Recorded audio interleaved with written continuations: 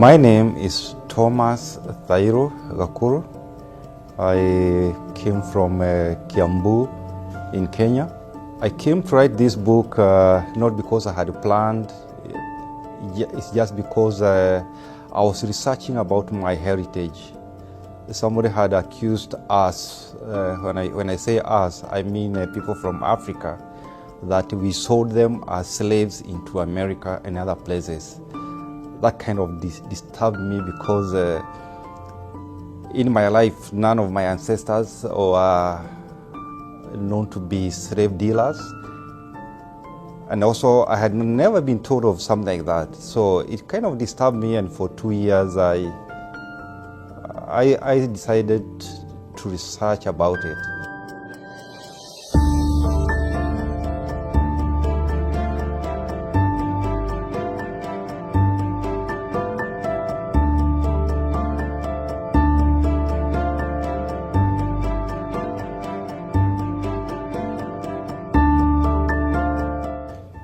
When I did research, going backwards from what I know about our people, I couldn't go very far because we were told that we came from Mukoroine Wanyagathanga, somewhere in Muranga. And there was nothing else after that. No matter how much I tried, I could not get it. But you remember that most of the writing was done by the white man or the colonialists. The Bantu people is quite a big family, like the Kikuyus, we have the Luyas, we have the Kambas, we have the people from Tanzania, like the Chagas. We have even the people from the coasts who are called the Mijikenda. They are all what you call the Bantu family. We have them in other parts of Africa, like in West Africa, we have the Igbos, we have them all the way to South Africa, the Lembas, and many, many more.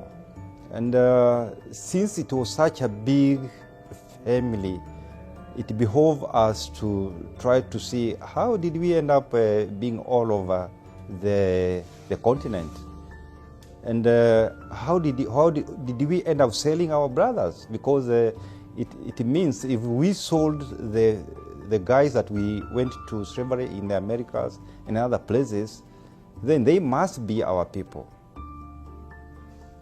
That's when I started and decided, okay, if I cannot go much further with that, let me go and look at the Bible. The Bible has all the answers as far as we are concerned. Or as far as I'm concerned, the Bible is all about the human beings.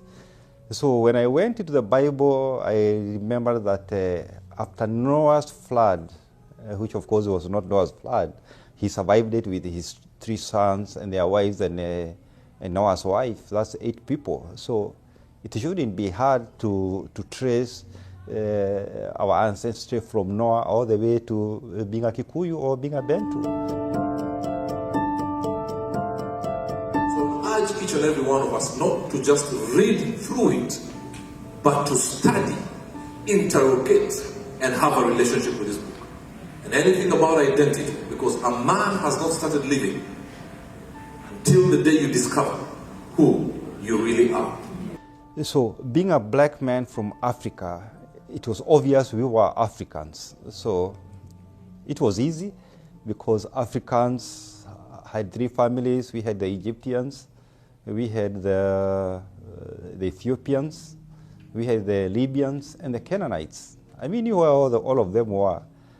But much as I looked, I could not connect as the Bantu people with one of those 4 families. So I still had to go back to Noah and try to follow each and every son of Noah. And all the sons of Noah, you could figure out where they went, except the children of Israel. They kind of disappeared, and of course the Canaanites who instead of settling in Africa, they settled in Mesopotamia. So I decided, well, why not? Let me check the children of Israel, because they disappeared. And the history I know about them and what is in the Bible from around 700 something, maybe 772, all the way to 70 AD, they were being enslaved all over the places. They are uprooted from their homeland in Israel, and most of them ended up all over the world. But it was interesting to note that when the Israelites were disappearing from their homeland, most of the time they would end up in Egypt. And that was a question I had to answer myself, because if you're hiding or you're running away and you're a white man, you don't go and hide in a black neighborhood, and that is what they were doing. Until I also realized that all along the Bible has been telling us that the Israelites were not white people. The Israelites were actually black people.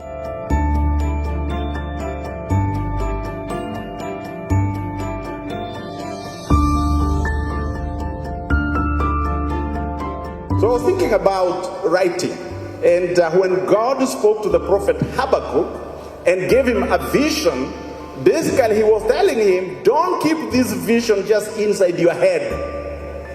Write it down with a pen and write it on the tablets.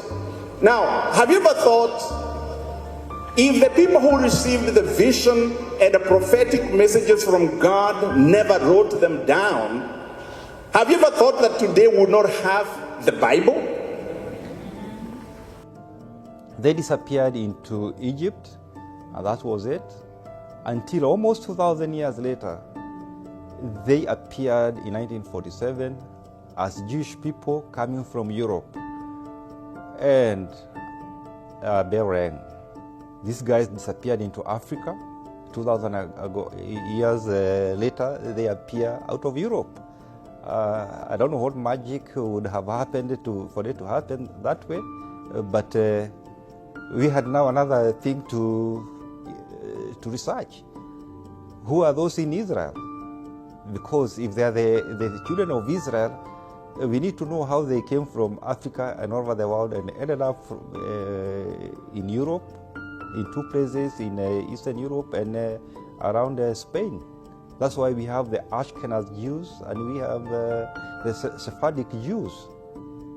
So those two scenarios required a lot of thinking about and finding out how does it all figure out.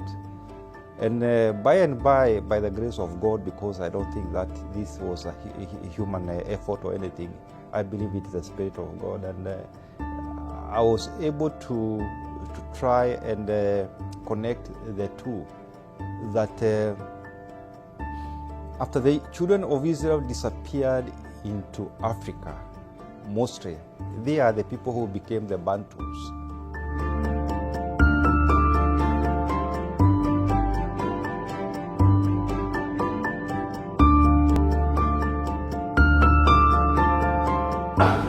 You are sharing the helicopter? And anything else that you do not know about you. And ladies and gentlemen, bring it out. It was not for you to keep. Amen. It was for you to share. Amen. What I have as DG, let me not hide it. And that's why we have constipated. Constipated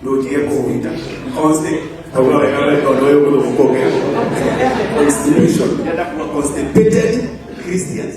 They went and hid in Africa, and they changed their names. They called themselves other things. But if you look, you'll find that all of them, no matter what they call themselves, they have a lot of things which are in common. The way they bring up their children, the way they do their marriage, the way they worship God. All these things, you see, they have something in common.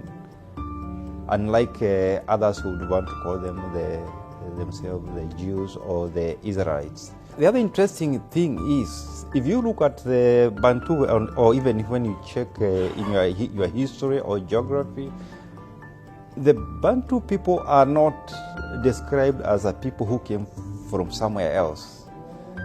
They are described as a people on the move. It's called the Bantu expansion in Africa. you ask yourself, Africa, around that time, there were not so many people. Why were they footloose? Why were they all the time they are on the move? They land in Central Africa. The next time you hear them, they are in Tanzania, they are in Kenya, they are in the coast, they are in Central Africa, in Central Kenya, they are in South Africa.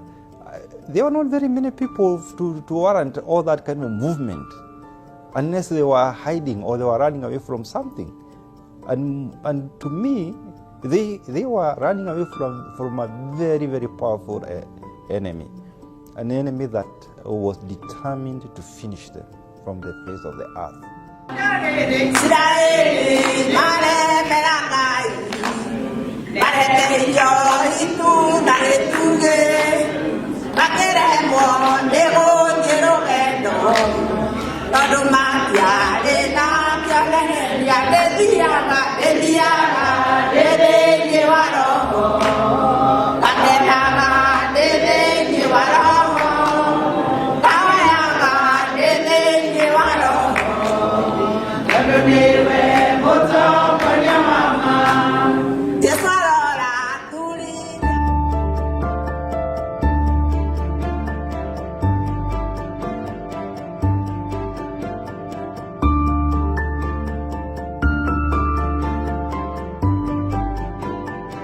If you look like in Kenya, we have the people we call the Nile Hamites.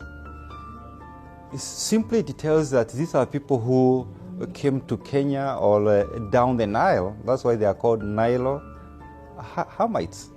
So they are the true people who are the Africans, or let me not say Africans, I will say they are the Hamites, the children of Ham. But what about the Bantu? The Bantu were not Hamites. So anyway you look at it, they must have come from somewhere else. And that is why I contend that the Bantus were originally the Israelites, and the Israelites or the Bantus were sold into slavery by the Africans, who I have qualified now, and the Arabs. The Africans and the Arabs knew that these people were not indigenous. So they accommodated them, they tolerated them, but they still knew these were not their kin. So when the white men dangled some money in front of them, they quickly grabbed these people. And since they were always moving, they were not in one locale, it means they were usually not in a very big kind of population density. So it was easy to grab them. And that is how our people who are Bantus, they were grabbed by the Africans and the Arabs. They were sold to the Europeans, into the Americas, most of them into South America and North America. And they were told, you are Africans. They were not told they are Israelites. But the white man knew. Why?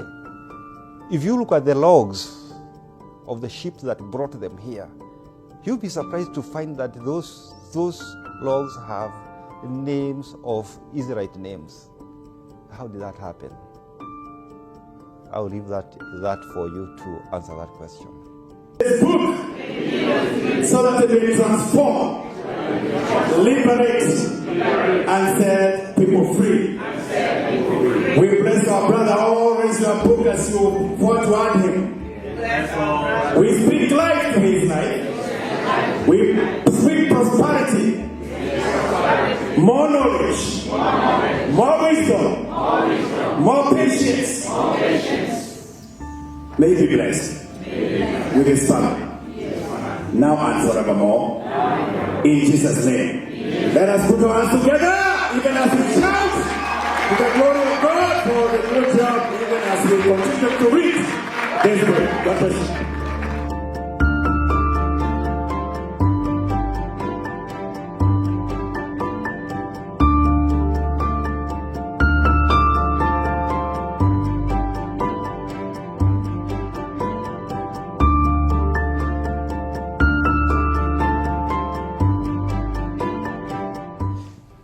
One thing, I didn't start this book by intending to write it, but when I had written the book, my family convinced me all this knowledge I had gathered. I used to tell them what I have discovered, and it was very exciting knowing our history, and some of it very painful. And I remember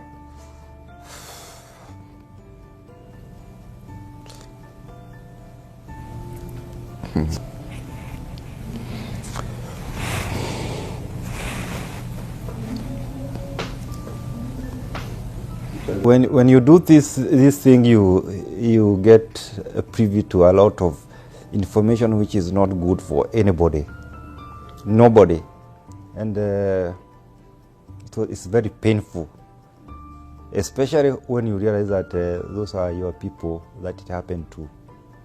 And when I was telling my family that way, especially my wife, they encouraged me to write it into a book. Later, one of my friends, he told me it's good to write a book because the younger generations, even if nobody else reads the book, my grandchildren will read and know what their grandfather said, or what their grandfather had to say, or what their ancestors had to say. Like I have said in the book, we used to have storytelling at the campfire when we were waiting for dinner to be cooked or something like that. We never do it anymore. You find everybody nowadays, they dash into their room with their laptop or with their phone or their books. We have very little time to tell stories that we used to tell. And that is, as a people, we are not very good at reading. Mostly, the information that we give to our younger generation comes from storytelling, which is lacking now.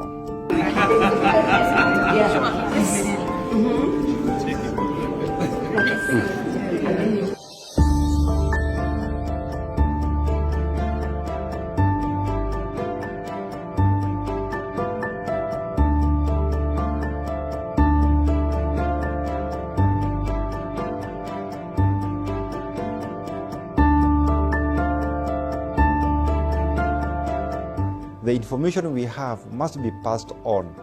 And since we are not telling stories verbally or orally, we must write. And that is why I am glad that finally I was able to write.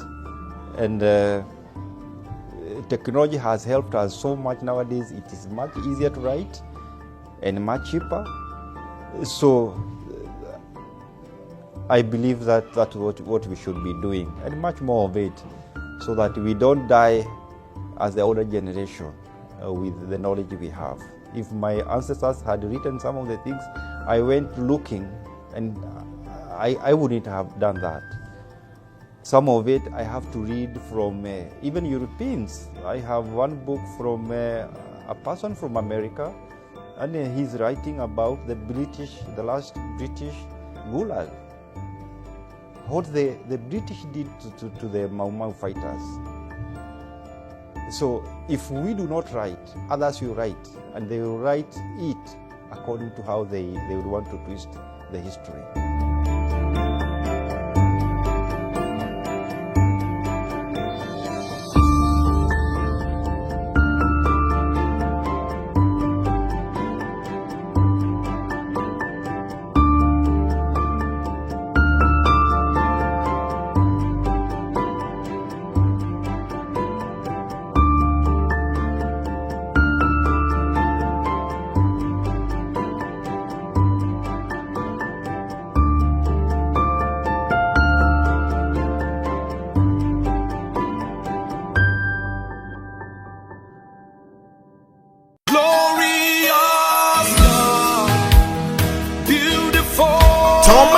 Gakuru is inviting you to his book launch on November 25th, 2018, starting at 3 p.m.